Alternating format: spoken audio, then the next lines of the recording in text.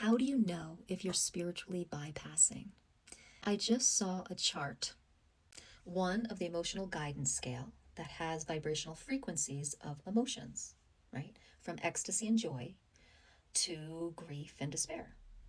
And then in the other diagram is a circle with human in the middle and all different emotions floating around.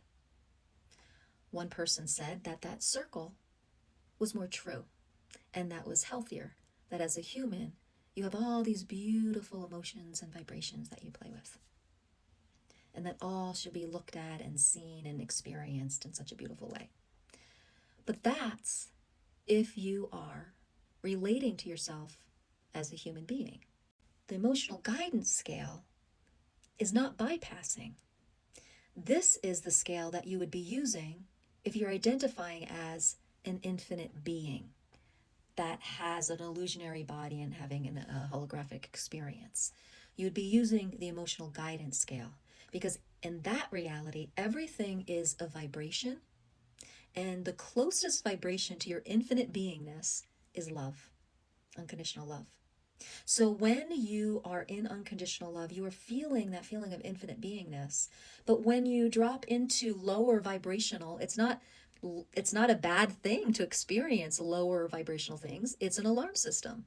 It's letting you know that you have left the building, the vibration of love, and say you're in despair, or anger, or blame, or shame, or grief. It's all fine. We're having this experience in the hologram, and it's letting us know, hey, what do you want to do about this? Do you want to hang out in your human reality, these dense vibrations, or you have a choice to remember your infinite beingness again. Ah, yes. So acknowledge where you are. Acknowledge, I'm feeling angry. Okay, acknowledge that. But that's not who I am because I'm an infinite being. So how do I run this? You start going up one step at a time, processing, acknowledging, processing, to come back to your natural state of love. You can't really compare these two models. It would be bypassing using this if you were just seeing yourself as a human being and you just wanted to be positive all the time, just loving, just loving. That would not be using the tool right. That would be bypassing. But if you are addressing yourself as an infinite being and then you go into these lower dense vibrations, it's actually kind of abusive to hang out there for a long time. And it gives your body the information to vibrate slower, which creates disease and acidity in the body. It's really about your choice about who and what you are, and about how much of this human holographic experience you're making real and solidifying. So spiritual bypassing isn't the emotional guidance scale. Used right, the emotional guidance scale shows you about your infinite beingness and gives you an alarm system of how to process and acknowledge certain frequencies that aren't you.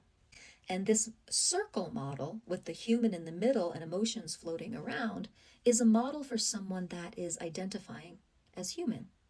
They're a human body, they're finite, they're going to die, and they don't see themselves as a spiritual being. They see themselves as an emotional being.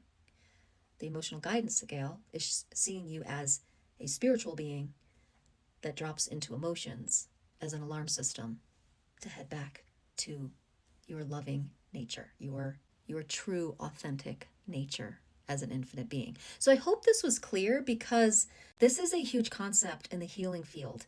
And how you address this really determines how quickly you're going to allow yourself to, quote, heal, which is, in the awakening world, healing is just remembering who and what you are. In the awakening world, waking up to the truth of you as an infinite being is actually the healing. In a human world, it's a little different. It's chunkier. You hang on to these emotional vibrations longer. And that's going to keep you in a state of lower vibration, acidity, inflammation, longer, which creates disease, which creates feelings of not wellness, not healed. If you want to heal quickly, choosing to see yourself as an infinite being and know yourself as an infinite being, and using emotions as vibrational markers and alarms, knowing that that's not who you are. You see, the only reason we hold on to emotions and feel like they're so beautiful and we just want to be in them is because the ego is saying that's who you are, and it's attaching itself to it. So you get to make the choice of who you are and how you're going to define yourself, as an infinite being or as a human being. When you use the emotional guidance scale as a human, it's spiritual bypassing. When you're using it as an infinite being, it's just an alarm system and a way to navigate vibration. I would love to hear your comments and questions on this.